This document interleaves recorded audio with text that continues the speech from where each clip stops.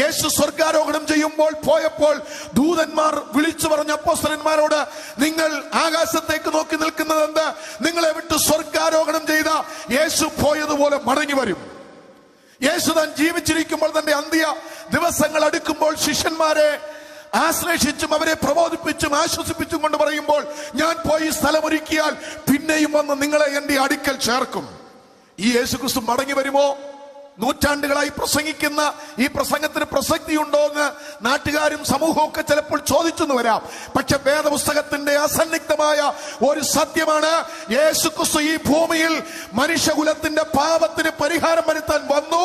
അവൻ ഇവിടെ ജീവിച്ചു, അവൻ ഇവിടെ പ്രവർത്തിച്ചു, മനുഷ്യകുലത്തിന് വേണ്ടി മരിച്ചു, അടക്കപ്പെട്ട് ഉയർത്തെഴുന്നേറ്റ യേശുക്രിസ്തു സ്വർഗാരോഹണം ചെയ്ത് ചരിത്രം സത്യമാണെങ്കിൽ, വേദപുസ്തക സത്യമാണെങ്കിൽ, യേശുക്രിസ്തു പറഞ്ഞ വാക്കുപോലെ മടങ്ങി വന്നിരിക്കും.